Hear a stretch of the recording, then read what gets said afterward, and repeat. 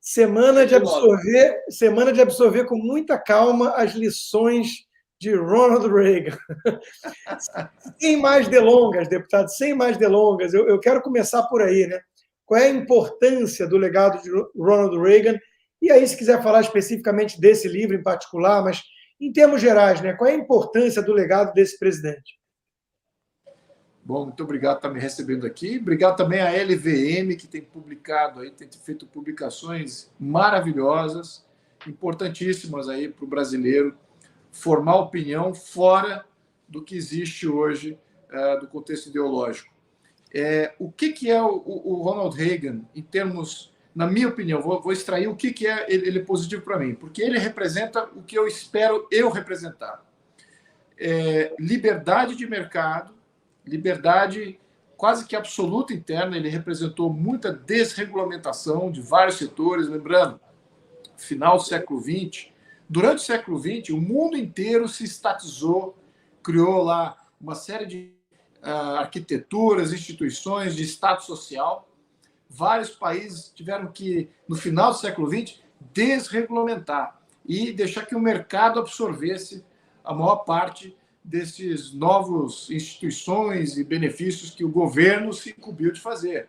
Então, o Ronald Reagan ele veio com essa ideia de fazer o Reaganomics, de deixar o mercado muito mais livre, gastar menos, ou seja, diminuir a carga tributária e gastar menos. Ao mesmo tempo que você está liberalizando internamente, fora relações exteriores, defesa nacional, ele foi draconiano, ele foi um tigre.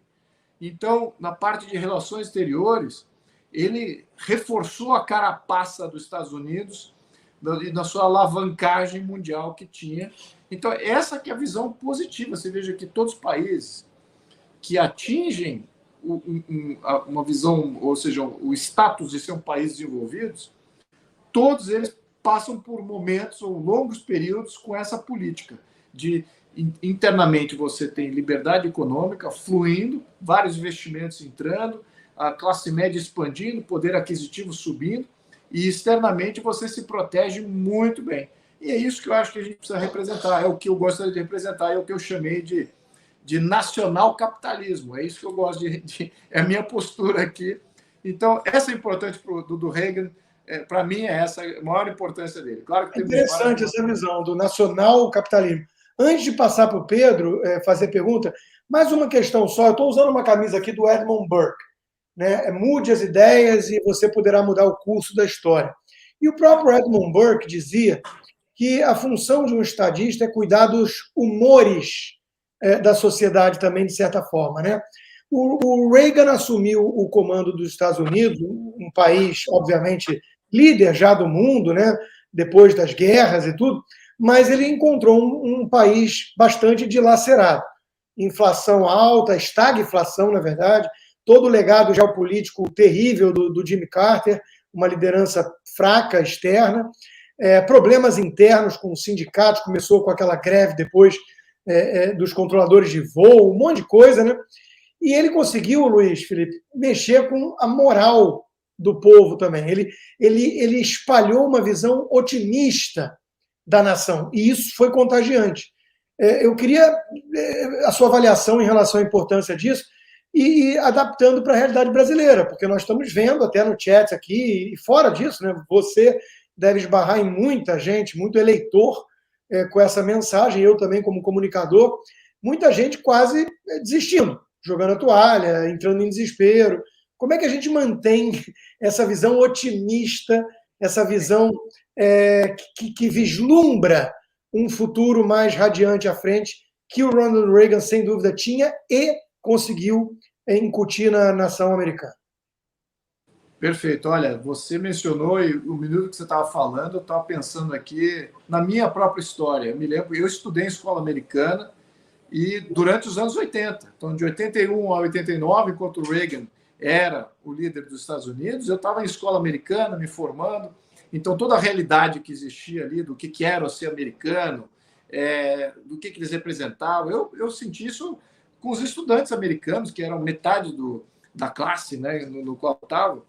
E eu senti exatamente isso, eu senti essa mudança não diria que posso dizer que na época eu era politicamente sintonizado, mas eu, como brasileiro, eu entrei, ficou tão contagioso, porque eu entrei nessa dinâmica de ter que escolher um lado. Né? E hoje a gente escolhe, nitidamente, você quer escolher o lado da liberdade, o lado que não vai te bombardear, que era por acaso, os russos na época, a União Soviética, época, literalmente, estavam em Guerra Fria extremada, e o Brasil até tinha sido colocado como alvo de bombardeio pela União Soviética. Né? Foi o momento que eu me tornei anticomunista, foi nos anos 80, e o Reagan, e toda essa questão moral que ele afetava a criançada, isso foi, eu diria que parte basilar da minha escolha de lado. Né? Para mim ficou nítido, olha, eu tenho que entender isso melhor, esse é o pessoal do bacana, e ao mesmo tempo que você tinha isso, em termos de... eu até me lembro dos estudantes americanos, eles tinham um orgulho dos Estados Unidos, nos anos 80. Eu diria que até conflitava comigo, pessoal, porque ele fala, não, os Estados Unidos é do caramba. E eu, como brasileiro, falo, não, o Brasil que é do caramba, vocês estão aqui no meu país e tal. Então, foi uma guerra assim de orgulhos, né? Mas acho que foi muito positivo. A gente não vê mais isso, né? Esse ufanismo, que eu acho que é até positivo num certo ponto. E eu me lembro nitidamente dessa época como sendo, para mim, divisor de águas, em termos criançada, orgulhosa, defendendo o seu país. O país representa algo positivo, representava a liberdade, representava o anticomunismo. Isso tudo vinha à tona, e a molecada era toda, não diria que belicosa, mas agressiva e muito ambiciosa. Então, esses foram os anos 80 para mim, escola americana no Brasil. Então, a gente pegou o reflexo disso. Na questão cultural, eu me lembro dos filmes dos anos 80, assisti todos os filmes de adolescente dos anos 80, né? Eu diria que nada mais positivo. Até estou querendo hoje, meu filho está com 10 anos, eu fico mostrando os filmes da época dos anos 80, né? Sixteen Candles, Bonfire of the Vanities, tem vários filminhos ali da adolescência dos anos 80 que era extremamente positiva. Tinha um certo romanticismo, existia aquela historinha do herói, né? Aquela dinâmica de escola, ir para o prom. Então, tem uma série de dinâmicas ali que precisa resgatar para a molecada hoje em dia. Eu acho que eles estão em falta, e o cinismo tomou conta, não é só do Brasil, mas também dos Estados Unidos. Isso não é bom para a nossa juventude. Eu não convivi com isso, e por isso que eu acho, não dei tão errado assim. Então, eu gostaria de ver isso para a próxima geração. Então, esse é o efeito moral da época do Reagan, e que transcorreu décadas depois, teve efeitos dos anos 90. A gente pode até dizer que os anos 90 não foi tão diferente assim dos anos 80, em termos de moralidade, ainda vivia com os ecos dos anos 80. Né?